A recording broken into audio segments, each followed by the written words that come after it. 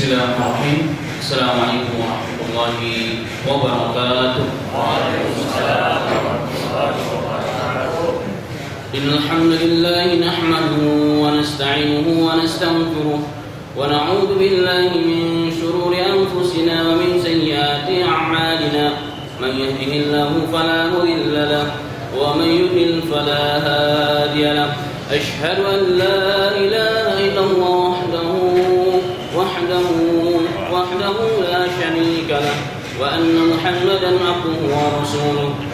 اللهم صل وسلم على سيدنا ومولانا محمد صلى الله عليه وسلم وعلى آله وأصحابه الطيبين والطاهرين ومن سن بسنته إلى يوم الدين. يا أيها الذين آمنوا اتقوا الله حق تقاته ولا تموتن إلا وأنتم مسلمون. يا أيها الذين آمنوا اتقوا الله وقولوا قولا سديدا يصلح لكم أعمالكم ويغفر لكم ذنوبكم ومن يطع الله ورسوله فقد فاز فوزا عظيما. أما بعد. Masyarul muslimin dan muslimat yang dirahmati Allah Subhanahu wa taala. Segala puji hanya milik Allah Subhanahu wa taala, Rabb semesta alam, yang telah memberikan taufik, hidayah, kemudahan kepada kita semuanya untuk menjalankan ibadah puasa sampai detik hari ini dengan keadaan dan kondisi yang aman, tentram dan damai. Di sisi belahan dunia lainnya, saudara-saudara kita yang tinggal di Gaza secara khusus, kaum muslimin di Palestina, kaum muslimin di Syria, di Damaskus, di Afghanistan, di Irak, di Pakistan, di Yaman dan Myanmar, dan di belahan dunia lainnya, mereka menjalankan ibadah puasa dengan kondisi yang sangat berhati-hati, dalam kondisi yang takut, dalam kondisi yang dihantui dengan kematian, tidak tenang, tidur pun tidak tenang, makan pun tidak tenang. Kenapa? Di hadapan mereka rudal-rudal yang siap sewaktu-waktu menembak. Dan itulah kaum muslimin dan muslimat rahimahullah taala, kita bersyukur kepada Allah Subhanahu wa taala pada kesempatan yang berbahagia ini. Allah masih berikan kekuatan kepada kita untuk menjalankan perintah Allah, sunnahnya Rasulullah sallallahu alaihi wasallam. Taklim pagi hari ini insyaallah kita akan mengangkat tema dari sebuah buku, Puasa Dokter Pribadi. Baik, sebelum kita masuk kepada tema, ada dua hadis Rasulullah SAW yang memberikan kabar gembira kepada kita semua. Yang pertama, Rasulullah SAW dalam hadis yang sahih, disahihkan para ulama hadisin, Sallallahu Alaihi Wasallam pernah bersabda, "Man ghada ilal masjid." Barang siapa yang berpagi hari berangkat ke masjid, liyata'allama aw liyu'allimal khair, untuk belajar atau untuk mengajar kebaikan, untuk belajar atau untuk mengajarkan kebaikan, maka Allah Subhanahu wa taala kana lahu, maka baginya Allah siapkan pahala keutamaan seperti orang yang haji sempurna haji. Mungkin di antara kita ada yang belum haji atau yang baru sekali ataupun dua kali. Maka insya Allah orang-orang yang rajin mendatangi majelis-majelis agama, orang-orang yang rajin mendatangi majelis-majelis ilmu, Allah akan memberikan pahala-pahala haji yang sempurna. Sempurna nanti apa? Makbul, diterima oleh Allah Subhanahu. Rukunnya sempurna, sunnah. Sehingga kelak pada hari kiamat, ketika manusia dikemukakan di padang mahsyar, ketika manusia ditimbang amal baik dan buruknya, ada orang-orang yang bahkan belum pernah menyentuhkan kakinya di Masjidil Haram atau di Mekah ataupun di Madinah bahkan, tapi mereka mendapatkan pahala haji dan umroh yang luar biasa banyak. Ada orang-orang yang hanya berangan-angan saja sampai mati belum sempat, nafsu pun belum bisa. Kenapa? Karena setiap hari pikirannya bagaimana makan dan bagaimana bayar penghutang. Tapi kelak pada hari kiamat Allah berikan pahala haji dan umroh yang sempurna, yang merupakan salah satu rukun dari rukun Islam. Allah janamin ya rabbal alamin. Kemudian yang kedua, hadis Rasulullah SAW diriwayatkan oleh Bukhari dan Muslim. Nabi sallallahu alaihi wasallam bersabda, "Ma yuridillahu bi khairan yufaqihu fid din." tanda kecintaan Allah kepada seorang hamba, alamat kecintaan Allah kepada hamba-hambanya adalah Allah akan berikan taufik, kekuatan, kemudahan, petunjuk, sehingga dia selalu mendekatkan diri kepada Allah, sehingga selalu diberikan kesempatan Allah untuk perbaiki amalan dan muamalah dan akidah, bertafakuh dalam agama.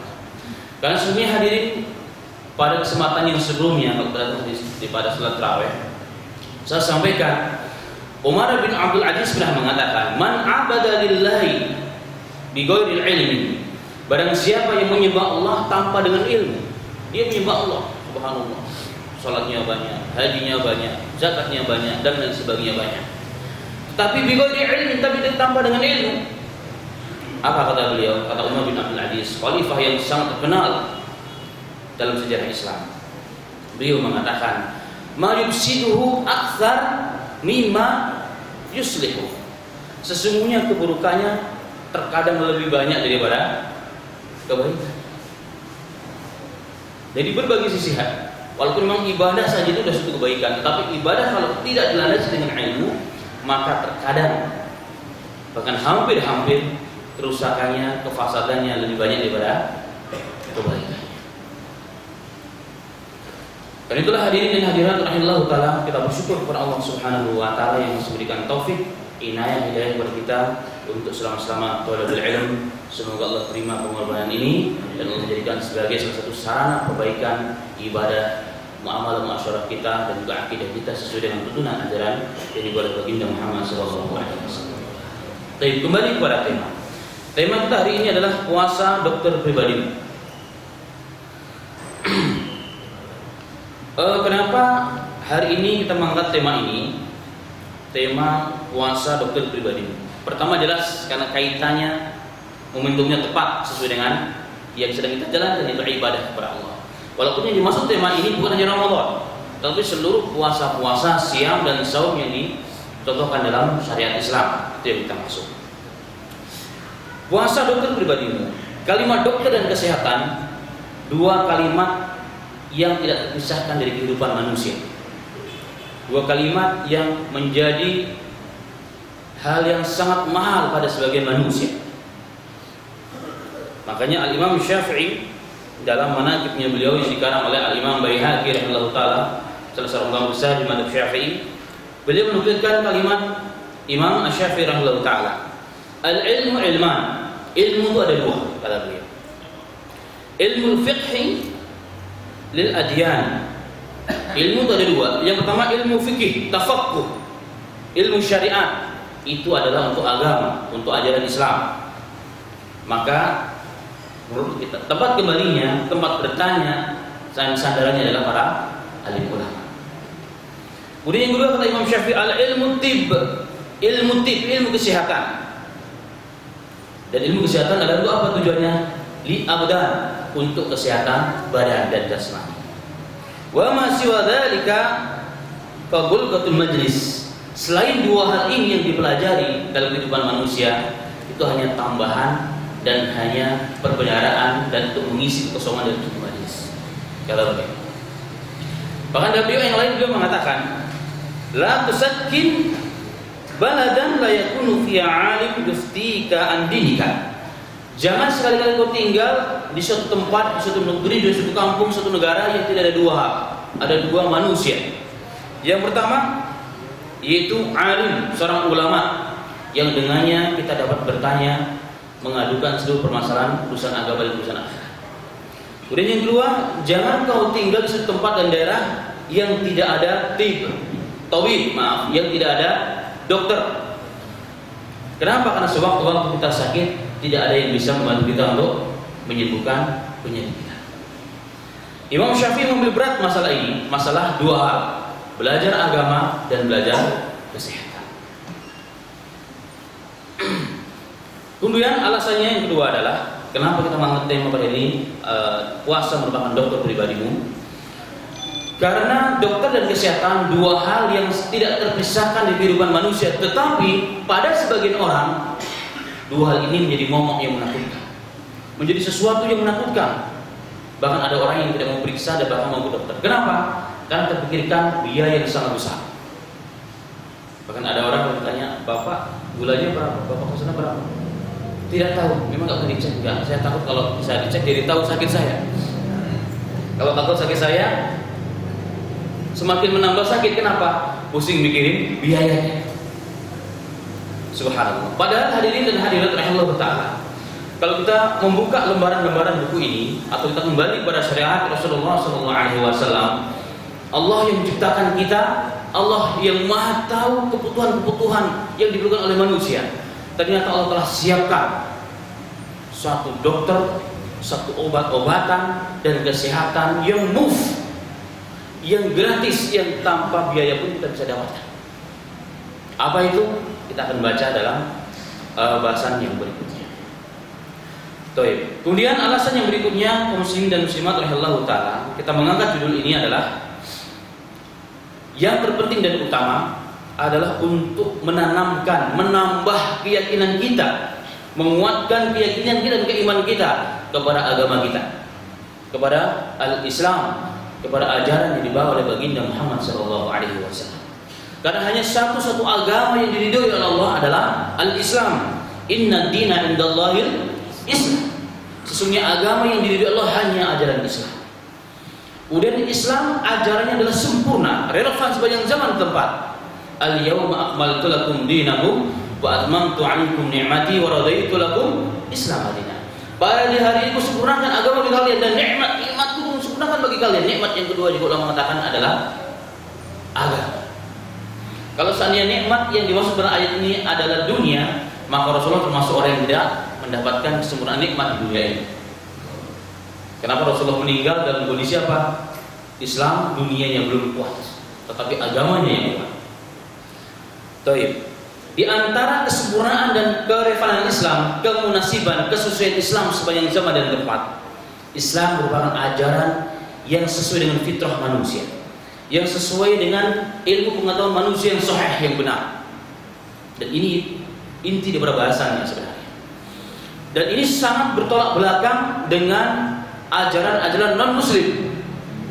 Mungkin bapak dan ibu-ibu yang pernah, saya yakin sudah pernah membaca sekilas sejarah perkembangan Eropa, di mana saat itu dalam waktu yang sama Eropa dalam kegelapan dari ilmu pengetahuan dan dunia, dari perkembangan zaman. Tapi di belahan dunia sebelahnya, bahkan sampai ke Spanyol, terus sampai ke timur dunia, di situ Islam sedang sampai kepada puncak kemasan.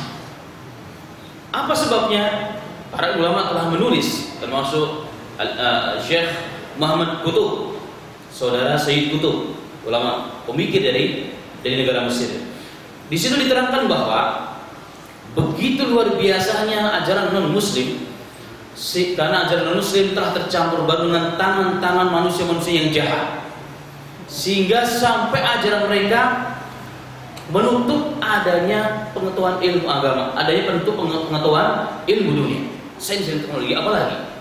Sehingga orang yang mempelajari ilmu selain ilmu yang mereka ajarkan para pendeta-pendetanya itu dianggap menyalahi Bible.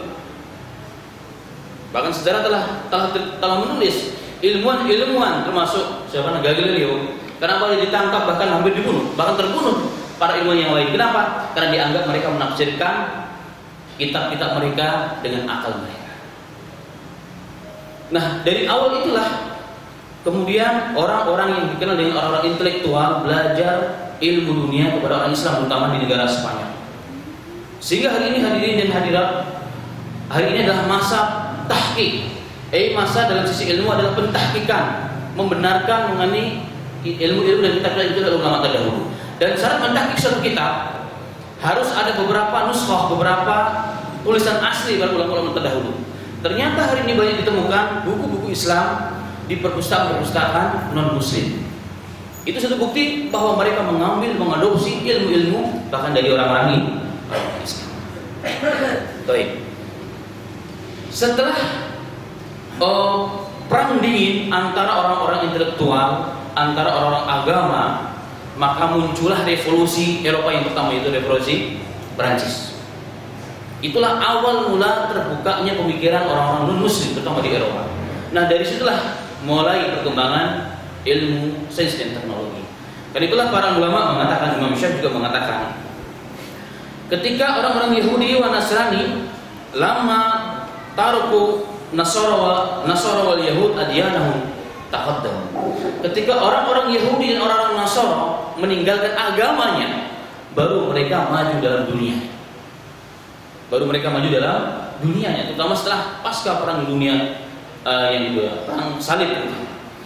Nah, kebalikan dengan orang Islam. Lama muslimun taruka adyanahum ta'akharu, tetapi orang Islam ketika meninggalkan agamanya, baru mulai orang Islam ketinggalan dalam segala hal. Ketinggalan dalam politik, ketinggalan dalam ekonomi, ketinggalan dalam ilmu pengetahuan, sains dan teknologi yang lainnya. Dan itu satu dalil bahwa ketika Islam diajarkan dan Islam diamalkan, maka akan mengangkat derajat dan martabat kaum muslimin. Karena itulah hadirin dan hadirat yang Allah Ta'ala, dari beberapa faktor itu maka muncullah buku Puasa Dokter Pribadimu ini.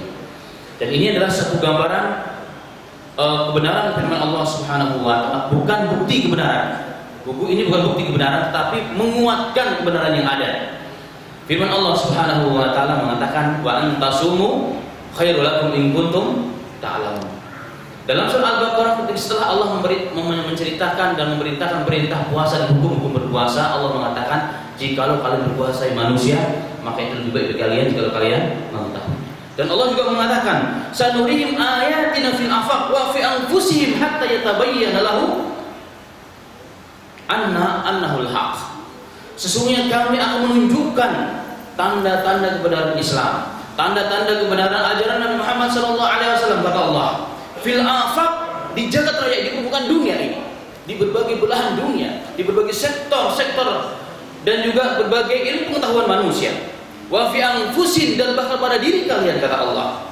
Apa tujuannya? Hatta yatabayyana lahum, sehingga jelaslah bagi mereka, hatta yatabayyana lahum annahul haq, bahwasanya Islam adalah ajaran yang hak, ajaran yang benar, yang sesuai dengan fitrah manusia, yang tidak bertentangan dengan ilmu pengetahuan manusia, yang dapat diamalkan dan aplikatif dalam kehidupan manusia.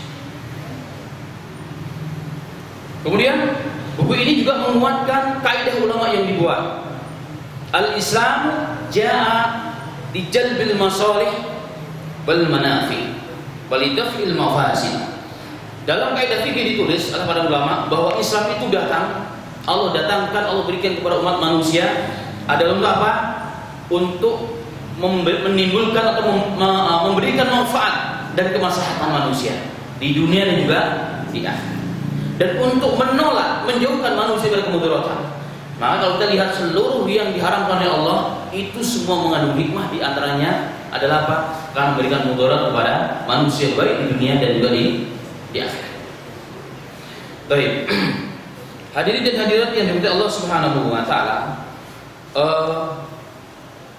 Puasa Dokter Pribadimu merupakan satu buku kumpulan daripada tulisan-tulisan karya ilmiah para ulama kita, ulama Islam dan juga non-Muslim, yang ingin disampaikan mereka bahwa Islam itu hak, Islam itu benar. Ternyata subhanallah, begitu hebatnya puasa ini, begitu mengandung rahasia luar biasa untuk kemaslahatan manusia.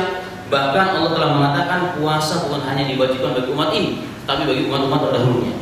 Kutiba alaikum syiyam kama kutiba alal ladzina min qablikum la'allakum tattaqun. Sesungguhnya puasa ini karena memberikan manfaat yang luar biasa bagi manusia. Allah bukan hanya wajib kepada umat Muhammad SAW, tapi bahkan Allah memberikan kewajiban kepada umat terdahulu. Bahkan dalam sejarah Mesir kuno, sejarah lampau, bahkan para tokoh-tokoh Mesir, mereka pun berpuasa. Bahkan orang-orang Yahudi, orang-orang Nasara, orang-orang Farsi dan lain sebagainya, bahkan mereka telah melakukan puasa. Kenapa? Karena ternyata didapatkan dalam puasa tersebut memberikan manfaat yang luar biasa. Bagi para ilmuwan non-Muslim di zaman dahulu kala, termasuk Pluto dalam beberapa riwayat yang saya baca, untuk menajamkan pikiran mereka, untuk mentawajuhkan hati dan konsentrasi mereka, maka mereka ketika meneliti ilmu-ilmu yang mereka sedang teliti, mereka bahkan membarengi dengan puasa. Ini satu dalil bahwa puasa merupakan amalan yang luar biasa. Dan Allah memberikan keutamaan di dunia dan juga di akhirat. Kalau di akhirat secara agama sudah jelas, sudah kita dengar mungkin selama sebulan ini mengenai keutamaan puasa dari sisi akhirat, dari sisi syariat, dari sisi agama yang telah diterangkan oleh para asatidz kita. Dan yang kita bahas adalah terkait dengan sisi dunia dan kesehatan lebih khusus. Baik. Dalam kitab At-Tibbun Nabawi yang dikarang oleh Al-Imam Ibnu Jauziyah yang wafat pada tahun 751 Hijriah. Beliau pernah menulis dalam kitabnya yang sangat terkenal yang menjadi rujukan salah satu rujukan kitab-kitab bagi orang yang mempelajari kesehatan terutama dari sisi agama. Beliau menyebutkan bahwa penyakit manusia itu ada dua sebab atau dua jenis penyakit manusia.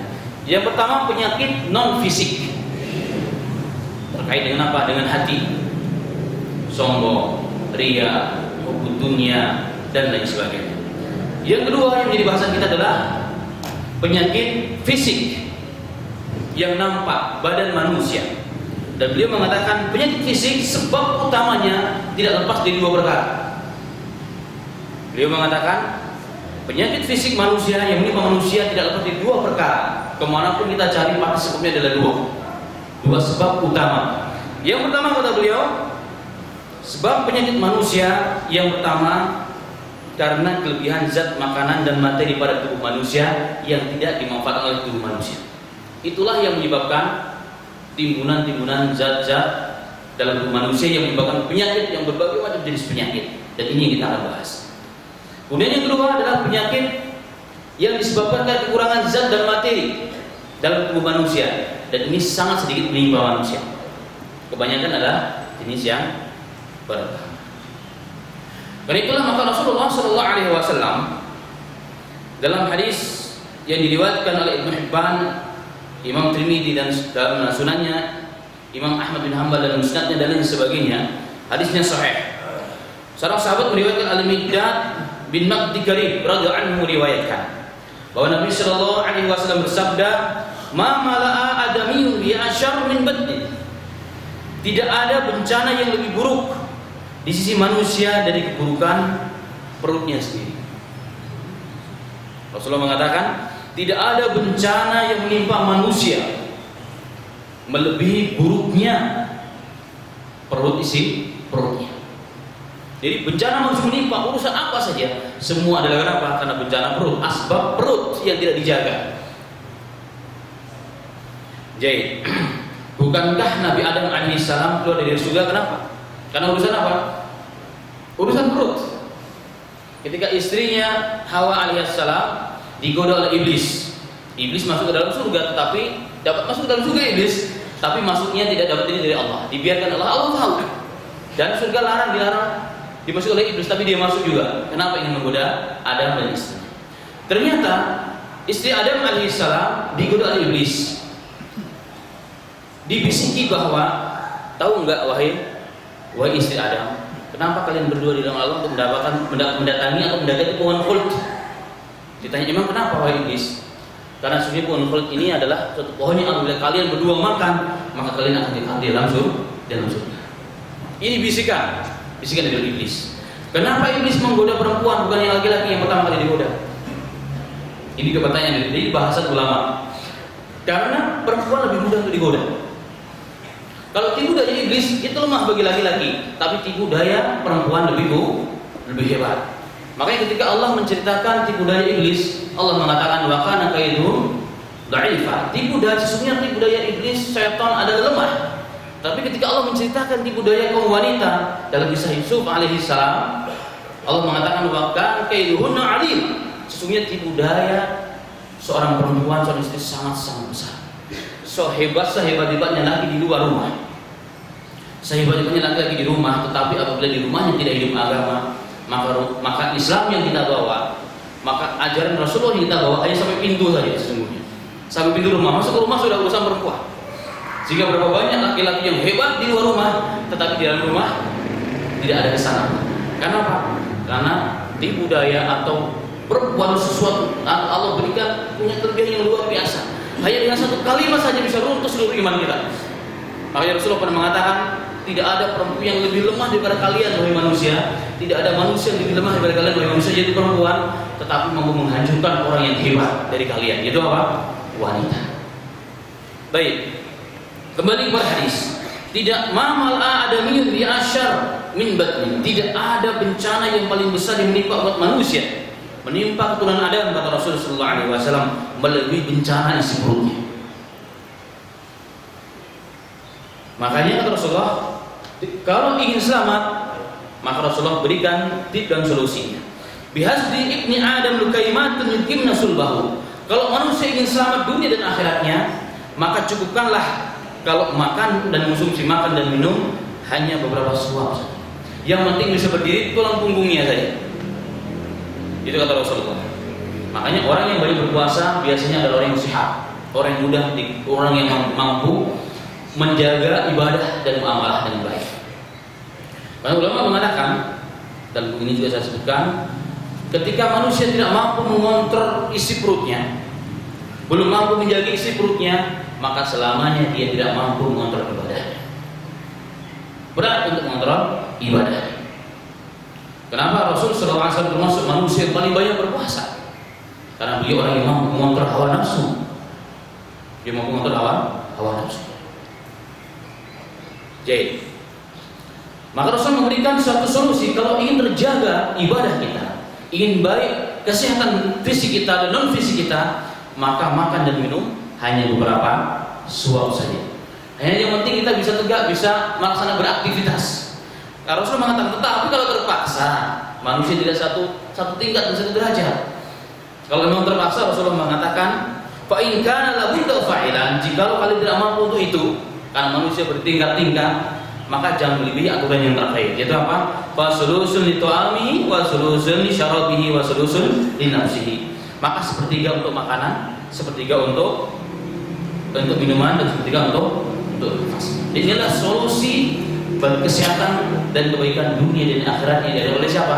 Oleh Nabi kita Muhammad sallallahu alaihi wasallam. Syekh Abu Usamah Salim Al-Hilali ketika beliau mentaklik, memberikan komentar, mentasrih kitab Ibn Nabawi, kata Imam Ibn Zawji, beliau mengatakan, hadis Nabawi ini, hadis yang tadi kita sama-sama telah disebutkan, menunjukkan kepada manusia bahwa yang pertama, makanan untuk hidup, makanan manusia adalah untuk hidup dan bukan sebaliknya, bukan hidup untuk makan. Jadi hadis ini menunjukkan dengan jelas bahwa manusia makan untuk apa? Tujuan manusia makan untuk apa? Untuk hidup. Kenapa hidup? Kalau orang Islam bertanya mudah, kenapa hidup? Untuk beribadah kepada Allah Subhanahu wa taala. Karena beribadah ini perintah Allah Subhanahu wa taala kita. Dan bukan sebaliknya. Kalau sebaliknya orang kafir, Allah akan menggambarkan ya'kuluna kama ya'kuluna an'am wan naru maswahu. Orang kafir adalah apa? Orang yang hidupnya hanya makan, minum, makan, minum, makan. Kalau ditanya kenapa Anda bekerja? Kenapa Anda sekolah? Saya pernah diundang untuk menghadiri suatu seminar bagaimana menjadikan orang itu cerdas, menjadi orang jenius, yang pematerinya adalah orang muslim. Mereka menyampaikan bahwa sesungguhnya anak itu mempunyai kemampuan yang sama Allah berikan, 200 miliar sel-sel dalam otak manusia, sama. Mau dia orang Indonesia, mau dia orang Arab, mau orang Eropa, sama. Tetapi setelah dia dewasa akan berbeda hasilnya. Kenapa? Tergantung orang tua dan lingkungan yang berbeda. Nah, kata beliau, maka setiap manusia ada kemampuan menjadi orang jenius. Setiap manusia mempunyai kemampuan untuk jenius. Dari 0 umurnya sampai 4 tahun ada dikenal dengan golden age, masa-masa emas, di mana anak kecil begini mampu menyerap bahasa dalam sekaligus 7 bahasa dalam penelitian. 7 bahasa. Nah, kembali kepada maksud, pemateri mengatakan setiap kita bisa menjadikan anak jadi cerdas. Dan kalau cerdas dan jenius, maka akan mempunyai kemampuan dan skill untuk bekal hidup dia, sehingga dapat pekerjaan yang mudah, kata beliau. Kalau dapat pekerjaan yang mudah, maka dapat uang yang banyak, dan uang yang banyak maka hidup akan bahagia, bisa makan dan minum di mana saja. Sampai di situ orang mereka mengatakan. Jadi kalau orang kafir hanya sampai dimakan dan minum, batasan akhir hidupnya. Kenapa Anda jadi orang pintar? Kenapa Anda sekolah? Supaya dapat ijazah dengan baik. Kenapa dapat ijazah? Supaya dapat kerja dengan baik. Dapat kerja supaya dapat pekerjaan yang enak, dapat uang yang banyak. Itu apa? Untuk makan dan minum. Sampai di situ saja.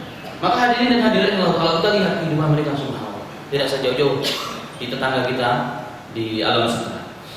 waktu-waktu makan atau jam-jam makan, alam sutra kurang apa besarnya? Seluruh alam sutra hampir penuh dengan restoran-restoran yang cukup mahal. Tapi subhanallah, untuk parkir ke sana sangat susah.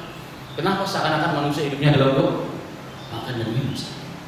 Subhanallah. Bahkan sampai begitunya hadirin dan hadirat, pernah saya baca dalam satu majalah berbahasa Arab dan juga bahasa Urdu.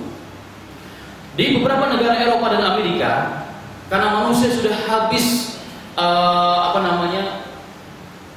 sudah habis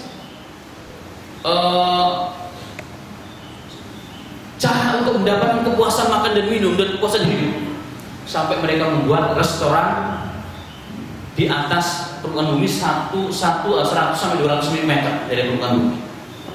Artinya ketika orang mau makan harus naik dulu ke tingkat atas, dan itu pun antri sebulan. Ada lagi cara lain adalah apa? Restoran dibuat seperti rumah, seperti kuburan. Jadi tempat duduknya seperti nisa-nisa. Bahkan makanan yang disediakan pun kayak mayat-mayat yang disediakan di bumi. Sampai begitunya. Itu orang-orang non-muslim. Bahkan lebih dasar dari itu. Ada yang ingin buat sensasi baru dalam kenikmatan makan. Bahkan ada yang membuat restoran sampai dibuat seperti layaknya di dalam kamar mandi dan WC. Jadi bentuk makanannya persis mirip warnanya seperti halnya makanan yang kita keluarkan dari belakang kita. Pertanyaan, kenapa manusia sampai sedemikian rupa hadirin dan hadirat? Karena tujuan mereka adalah tujuan hidup mereka sebagaimana Allah katakan tadi, hanya makan dan minum seperti hewan ternak makan dan minum saja akhir dari kehidupan mereka. Hanya sampai di situ saja. Nah, orang Islam jauh dari hal itu. Orang Islam jauh lebih tinggi tujuan hidup kita, bukan hanya sampai di situ, tapi adalah untuk akhiratnya Allah Subhanahu wa taala. Maka hadis yang mulia ini, kata Syekh Abu Usama Salim Al-Hilali, menunjukkan dengan jelas bahwa tujuan hidup seorang muslim jelas. Makan dan minum, betul, ini adalah sarana kehidupan, hidup di dunia makan dan minum. Tapi bukan hanya sebatas itu, karena tujuan hidup kita adalah untuk ibadah dan menyembah Allah Subhanahu wa taala. Jadi, kemudian beliau juga mengatakan, melanjutkan ta'liq daripada hadis yang di atas tadi. Beliau menyebutkan kata seorang tabib yang terkenal dalam sejarah perkembangan Islam yang bernama Ibnu Maskawi rahmatullah alaih. Beliau mengatakan, karena asal dari seluruh penyakit adalah karena terlalu banyak makan yang menyebabkan pencernaan tidak baik. Salah seorang tabib Arab, Al-Haris bin Qaladah, beliau mengatakan bahwa diet atau menjaga dan berpantang dari makanan yang membahayakan dan mengurangi makan adalah induk dari segala obat, induk dari segala obat dan penyakit. Dan beliau juga mengatakan, dan kekenyangan, makan terlalu banyak, apalagi dalam bahasa yang lain, syarrut ta'am, sejelek-jelek makan adalah apa? Itu khalut ta'am fi ta'am. Memasukkan makanan dalam tubuh kita sebelum makanan kita dicerna dengan baik, itu sejelek-jelek makanan. Dan beliau mengatakan di sini, Ibnu Qaladah, Al-Haris bin Qaladah, sejelek-jelek makanan adalah dan sejelek-jelek penyakit adalah apa? Kekenyangan. Adalah kekenyangan. Saya nukilkan di sini Imam Ghazali memaparkan mengenai ada 8 kejelekan orang yang kenyang. Ada 8 kejelekan orang yang kenyang. Kemudian juga saya nukilkan di sini bahasan daripada Al-Imam Ibnu Rajab juga. Nah, kembali kepada maksud. Maka hadirin dan hadirat yang dirahmati Allah Subhanahu wa taala, dari situ nampaklah bahwa puasa yang Allah siapkan untuk manusia ini sesungguhnya adalah solusi bagi kebaikan dunia dan juga di akhirat. Bukan hanya sebatas kebaikan fisik saja, tidak, tapi juga solusi untuk kebaikan akhirat di akhirat. Baik, hadirin yang dirahmati Allah Subhanahu wa taala, di sini saya ulas penemuan para dokter-dokter muslim dan muslim yang menyatakan bahwa puasa adalah obat yang terbaik dalam segala penyakit. Di antaranya di sini saya kisahkan dan saya judul bab khusus bahwa ternyata puasa menyembuhkan penyakit persendian. Ada seorang mu'alaf dari Amerika yang bertahun-tahun sebelum dia muslim terkena penyakit persendian. Jangankan berjalan, bahkan berdiri pun susah. Dalam suatu ketika beliau sedang berjalan memaksakan diri dengan perasaan yang sangat luar biasa. bertemu temannya yang ternyata dia orang muslim, yang kemudian dia bercerita mengenai kehidupan dan penyakitnya. Kemudian teman orang muslim itu mengatakan, sudah Anda coba dengan obat yang diberikan oleh Nabi kamu. Apa obatnya? Coba Anda berpuasa. Berpuasa sebagaimana syariat yang diajarkan oleh agama. Subhanallah. Kemudian dia berpuasa sebelum dia muslim. Karena udah berbagai macam obat, berbagai macam dokter yang hebat-hebat di negara yang didatangi, tidak ada solusi dan kesembuhan bagi penyakit. Setelah dia berpuasa, subhanallah, tidak lebih dari 4 minggu dia berpuasa, maka terasa sekali efek daripada puasa tersebut ternyata menyembuhkan penyakit tersebut. Nah, dari situlah puasa ini yang awalnya mencari kesembuhan kemudian membawa dia kepada hidayah Allah Subhanahu wa taala sehingga masuk Islam. Sehingga beliau mengatakan, aku adalah orang yang mungkin bagi orang Islam terlalu berlebihan. Jikalau menjelang puasa adalah orang yang sangat senang, bahkan aku merayakan kedatangan puasa tersebut ibarat seorang anak kecil yang ingin hampir-hampir datang waktu ulang tahunnya. Karena begitu senangnya, karena beliau telah merasakan bukti betul syariat Muhammad SAW memberikan manfaat dunia sebelum di akhiratnya Allah Subhanahu wa taala. Juga di sini saya kisahkan dalam beberapa judul berikutnya, ternyata juga puasa menyebabkan penyakit kulit menjadi cepat sembuh. Diceritakan dalam kitab ini saya tulis kisah seorang gadis Mesir yang hampir 10 tahun lebih terkena penyakit kulit. Dia pergi ke berbagai macam dokter, berbagai macam rumah sakit, berbagai macam obat telah dicoba, nggak kunjung sembuh. Dari umur 10 tahun. Dan semakin risau, semakin sedih beliau adalah apa? Ketika umurnya sudah lebih daripada 20 tahun, di mana saat itu waktu sudah nikah. Perasaannya bagaimana seorang wanita yang badannya penuh dengan penyakit kulit, dia kurap, dia kuris, berbagai macam penyakit. Semakin risau dan juga sedih dia. Akhirnya suatu ketika datanglah teman daripada orang tuanya. Kemudian orang tuanya bercerita, dia katakan, aduh gampang tuh obatnya. Apa obatnya? Saya pernah terkena penyakit yang sama juga, saya berpuasa. Subhanallah. Kemudian tanpa pikir panjang, orang tua yang beritahu kepada anak-anak langsung menjalankan, tidak lebih 4 minggu juga, hampir sebulan. Berangsur-angsur penyakitnya sembuh, bahkan totalitas bekas pun hilang. Bahkan pun hilang. Dan ini satu dalil kebenaran Islam. Anta semua khairul lakum in kuntum ta'lamun. Jika kalian berpuasa kepada manusia, maka itu lebih baik bagi kalian. Dan berbagai macam jenis penyakit hadirin dan hadirat di sini diterangkan dengan jelas. Kemudian juga saya sampaikan di sini hubungan antara puasa dengan kecerdasan otak. Sebagaimana tadi sedikit saya telah singgung, yang ingin memperdalam silakan dibaca. Kemudian juga hubungan puasa dengan pemerataan ekonomi manusia, dengan sosial kehidupan. Hari ini banyak negara kita juga sering membuat muktamar-muktamar, membuat diskusi ilmiah bagaimana cara memeratakan ekonomi rakyat. Kita lupa bahwa Allah telah memberikan solusi yang luar biasa. Dengan berpuasa diakhiri dengan apa? Dengan membayar zakat, solusi nyata bagi umat manusia. Kenapa? Alasannya adalah kata ulama, karena orang yang berpuasa pertama kali dirasakan apa? Orang yang biasa kenyang, orang yang kaya, yang pertama kali dirasakan apa ketika dia berpuasa? Badannya lemas, badannya panas dingin dan gemetar dan kelaparan. Kemudian apa? Takdir dalam hatinya, subhanallah, kalau hanya makan sehari 2 hari sudah begini rasanya.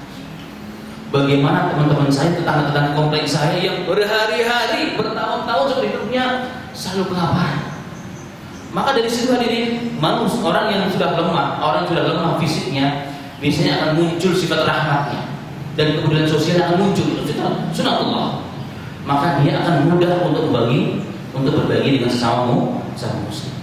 Apabila manusia orang Islam telah berbagi, telah peduli dengan sesama muslim, maka Rasulullah SAW telah mengatakan dalam hadis yang sahih, Ar-rahimuna yarhamuhullah rahman, yarhamuhur rahman, irhamu man fil ardi yarhamuhum man fis sama. Orang-orang yang memberikan rahmat kasih sayang kepedulian kepada orang lain, maka Ar-Rahman, sang pemberi rahmat, akan memberkati dan memberikan rahmat kepada penduduk negeri tersebut. Artinya orang yang berpuasa dengan benar, maka Allah akan turunkan rahmat dari langitnya Allah Subhanahu wa taala. Maka negara pun akan aman, akan damai. Hadis riwayat Bukhari.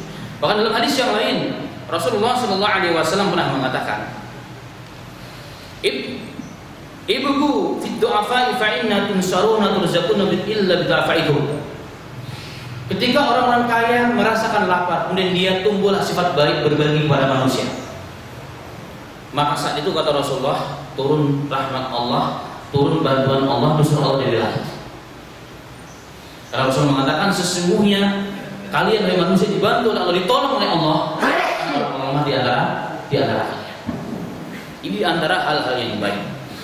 Dan Rasulullah juga pernah mengatakan sesungguhnya berbagi atau peduli dengan sesama kaum muslimin merupakan sebab makmurnya suatu negeri. Maka negeri ini baik, negeri ini akan makmur, jauh daripada azab Allah, jauh daripada bencana Allah Subhanahu wa taala, yang mana negara kita negara yang sangat kaya dan setiap hari musibah di mana-mana. Kenapa? Tidak mengamalkan perintah Allah dengan benar, tidak mengamalkan kuasa dengan benar.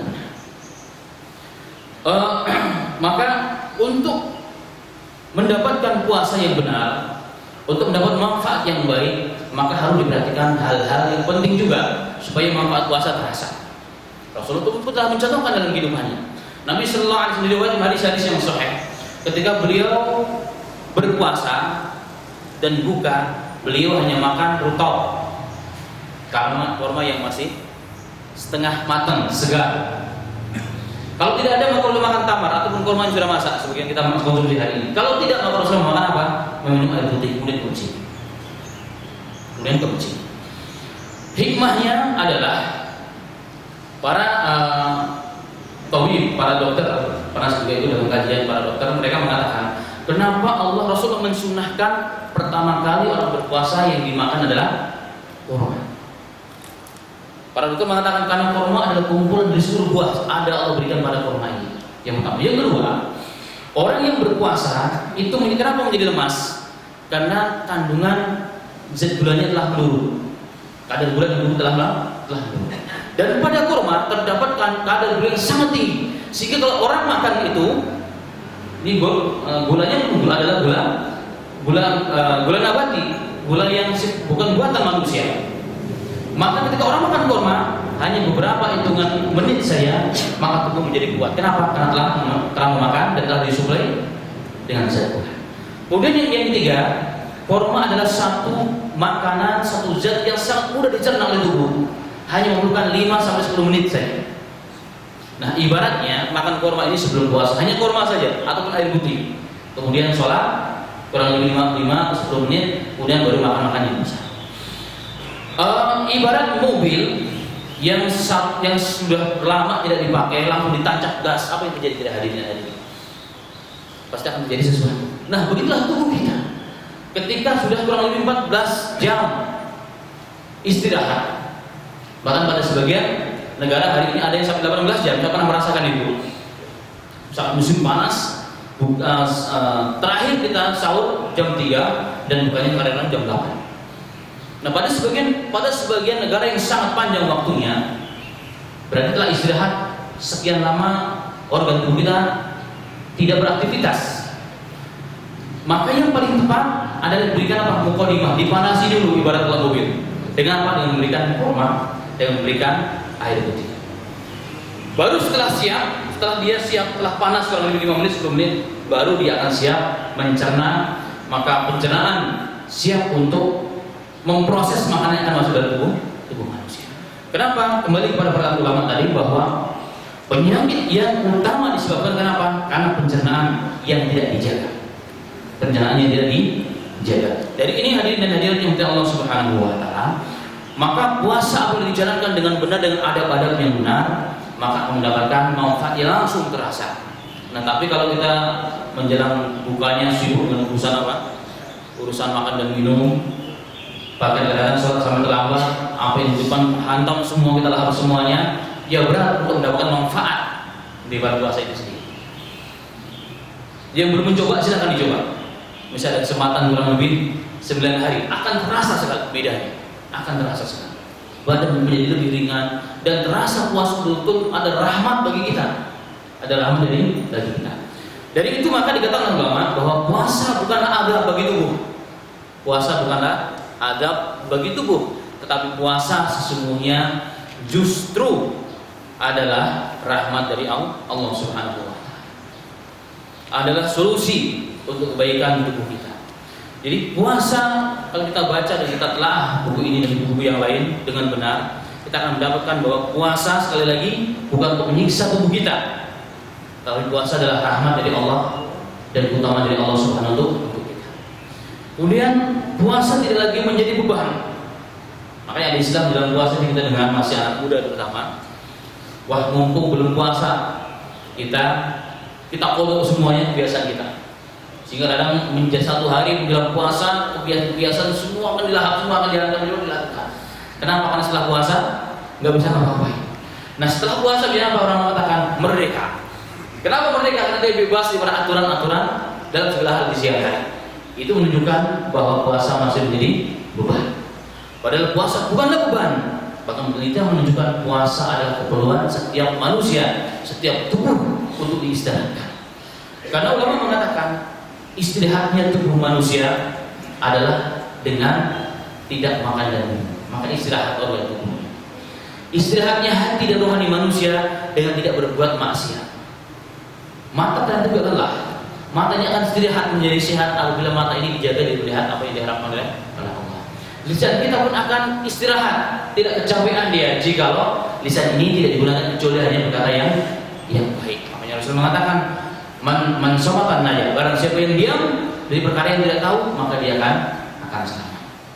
Bahkan Rasul mengaitkan antara menjaga lisan dengan beriman kepada Allah dan hari akhir. Man kana yu'minu billahi wal yawmil akhir falyaqul khairan aw liyasmut.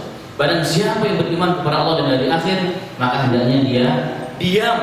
Kalau tidak berkata, nggak bisa berkata baik-baik, ucapkan yang baik. Kalau tidak, Rasul mengatakan diam. Nah, istirahatnya tubuh kita adalah apa? Dengan mengurangi makan atau mempuasakan di siang hari yang kurang lebih hanya 14 jam dan sebagainya. Dan banyak sekali hadirin keutamaan di sisi medis dan agama yang saya bahas pada bab ini.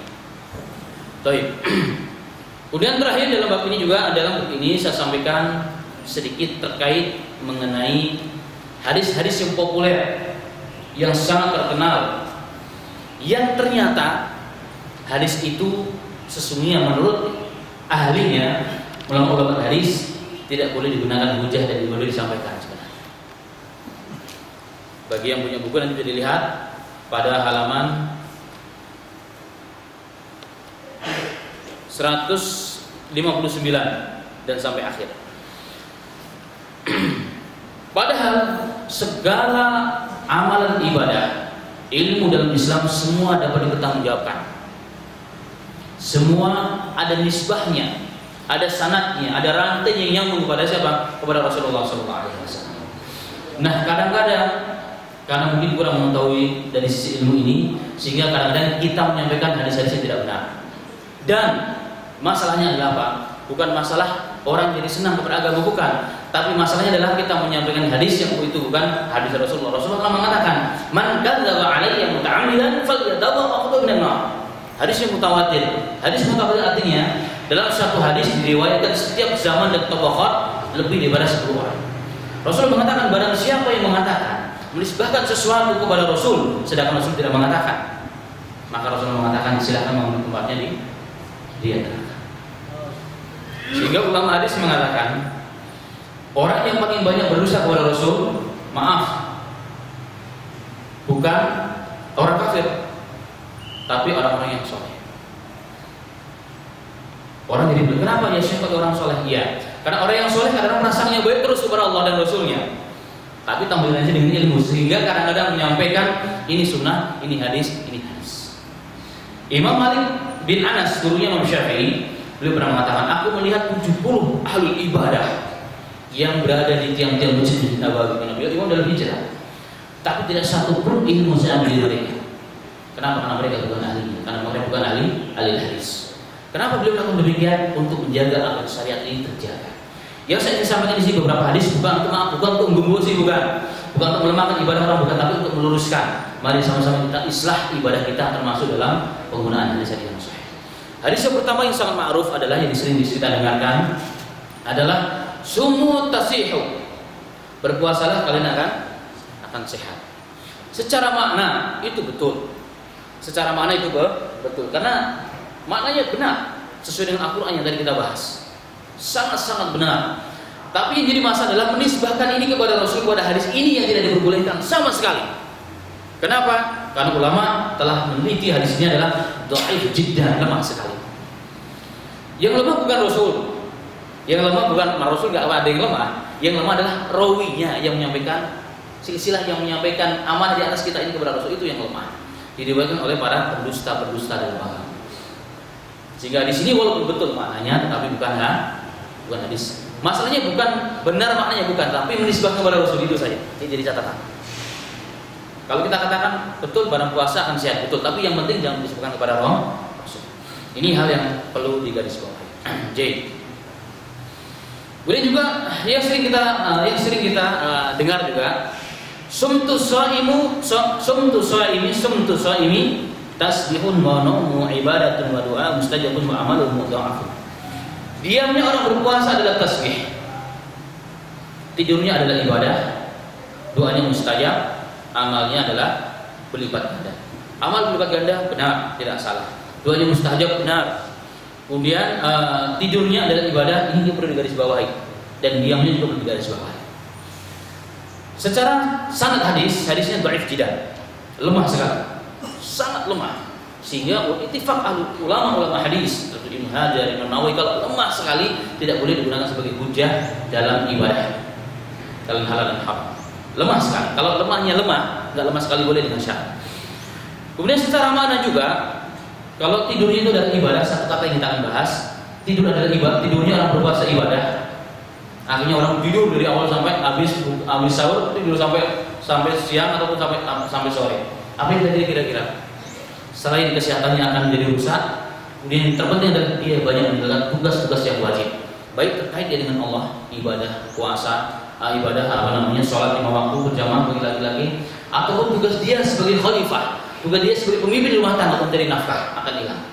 Maka justru akan membawa orang kepada sesuatu yang melanggar syariat Allah Subhanahu wa taala. Jadi, kemudian satu lagi yang perlu sangat anggap sangat penting adalah hadis yang secara sanad enggak ada asalnya, la asla lahu, taslu aslan dari istilah hadis. Tidak ada sanadnya. Enggak ada asalnya. Kalau dhaif, palsu, itu ada sanadnya, tapi diriwayatkan oleh orang-orang yang tidak bertanggung jawabkan. Tetapi kalau la asla lahu, tidak ada asalnya, bahkan sanadnya pun tidak ada. Artinya ini bukan hadis sama sekali. Adalah hadis yang dikatakan man fariha bidukhuli Ramadan haramallahu jasadahu anin niran. Barang siapa yang senang dengan masuknya bulan Ramadan, maka diharamkan jasadnya dari api neraka. Itu bukan hadis sama sekali. Itu bukan hadis.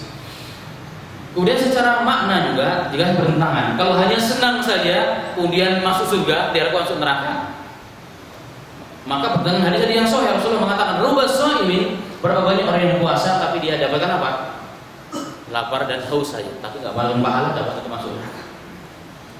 Kemudian juga secara akal, kalau hanya senang saja haram masuk neraka, wajib masuk surga, maka non muslim pun akan masuk surga. Kenapa? Mereka senang dengan datangnya Ramadan. Tanya orang-orang yang jualan di sekitar kita. Karena mereka senang, kenapa? Ramadan menjadikan sebab datangnya banyak rezeki, berlipat-lipat ganda. Nah, dari sini hadirin dan hadirat Allah Taala, maka hadis tersebut bahkan tidak ada asalnya. Karena itulah ini diantara beberapa saya sampaikan di sini ada 13 atau 15 hadis yang perlu digarisbawahi. Sekali lagi, akhir dari bahasan ini mengenai hadis bukan untuk mendosi, bukan untuk menjadi orang melemahkan orang beribadah, bukan, tapi untuk meluruskan agar ibadah kita sesuai dengan tuntunan Rasulullah Shallallahu Alaihi Wasallam. Karena setiap yang dilakukan dipertanggungjawabkan kelak oleh Allah Subhanahu Wa Taala. Kalau tidak tahu dimaklumi Allah, tapi kalau sudah tahu, saya sudah sampaikan, maka semua akan dipertanggungjawabkan nanti masing-masing di hadapan Allah Subhanahu. Jadi, maka terakhir hadirin dan hadirat Allah Taala, buku ini cukup mewakili di buku yang lain insyaallah Taala, walaupun bukan yang pertama. Sisi yang lain adalah dengan berpuasa ini sekali lagi penekanan, maka Allah ingin berikan kepada kita sesuatu bekal, sebagaimana seorang pemimpin. Kenapa diberikan oleh bangsa fasilitas, kemudahan, mobil, rumah dan tempat tinggal, agar dia mudah untuk menjalankan tugasnya. Nah, begitu juga Allah menjadikan kita jadi khalifah, pemimpin. Maka untuk memudahkan tugas kita di dunia ini, Allah berikan sarana dan fasilitas yang bisa dimiliki didapat oleh setiap orang itu apa? Berpuasa sesungguhnya. Maka puasa bukan lagi beban, puasa bukan lagi alat, tapi puasa adalah kebutuhan dan rahmat dari Allah Subhanahu wa taala. Baik, mungkin itu yang bisa disampaikan, semoga dapat memberikan tambahan kontribusi dari kita semuanya, saya juga dari kita semuanya. Yang terakhir, dan apabila ada hal-hal yang tidak benar, ada tersitus kesalahan yang dimaklumi dan khilaf saya dari syaitan, maka ambil yang baik dan tinggalkan yang tidak baik. Ada tanya jawab? Oh langsung. Yang ingin tanya jawab boleh nanti setelah ini, setelah doa bersama insyaallah. Tutup dengan doa. Baik hadirin dan hadirat, mari sama-sama kita tutup kajian hari ini dengan doa kepada Allah Subhanahu wa taala, tangan kepada Allah Subhanahu wa taala, semoga Allah berikan manfaat sehingga kita dapat mengambil manfaatnya, mengamalkan, menyampaikan ya rabbal alamin dan menjadi hujah bagi kita dan bukan kepada kita. Amin ya rabbal alamin. Astagfirullahaladzim. Allahumma shalli wa sallim ala Muhammad sallallahu alaihi wasallam ajma'in. Allahumma fil mu'minina wal muslimin wal muslimat al-ahya'i wal amwat. Allahumma qina bi halalika min haramik wa aqina bi fadlika amman siwa. Allahumma ansur man nasara dinaka Muhammadin sallallahu alaihi wasallam ja'alna minhum ya rabbal alamin. Allahumma khudhul man khadala dinaka Muhammadin sallallahu alaihi wasallam wa la taj'al minhum ya rabbal alamin. Allahumma ansur ikhwanal muslimina fi kulli makan. Allahumma ansur ikhwanal fi sabilika fi kulli makan. Allahumma ansur ikhwanal muslimina mujahidin kharijin fi sabilika fi kulli makan. Bil khusus ikhwanal muslimina fi Palestin wa fi Syria wa fi Yaman wa Pakistan wa fi Iraq wa fi al-alam ya rabbal alamin. Allahumma dammir a'da'ana, Allahumma dammir a'da'ana wa a'da'ad-din, Allah syamlahu, Allahumma farij jam'ahum, Allahumma ij'al sinina mutaslimin bi ya rabbal alamin. Allahumma nas'aluka ridhaka wal jannah wa na'udzubika min sakhatika wan nar. Allahumma nas'aluka ridhaka wal jannah wa na'udzubika min sakhatika wan nar. Allahumma arina al-haqqa haqqan warzuqna ittiba'ah wa arina al-batila batilan warzuqna ijtinabah. Allahumma ja'al akhir hayatina husnul khatimah. Allahumma ja'al akhir awakhir hayatina bila ilaha illallah Muhammadur Rasulullah sallallahu alaihi wasallam. Allahumma ja'alna rasyidin, Allahumma ja'alna mahdiin ya rabbal alamin. Allahumma bi Muhammad sallallahu alaihi wasallam. Allahumma arham ummat Muhammad sallallahu alaihi wasallam. Allahumma rabbana la tuzigh qulubana ba'da idh hadaytana wa hab lana min ladunka rahmatan innaka antal wahhab. Allahumma rabbana atina fid dunya hasanah wa fil akhirati hasanah wa qina adzabannar. Bi rahmatika ya arhamar rahimin. Walhamdulillahirabbil alamin. Wassalamu alaikum warahmatullahi wabarakatuh.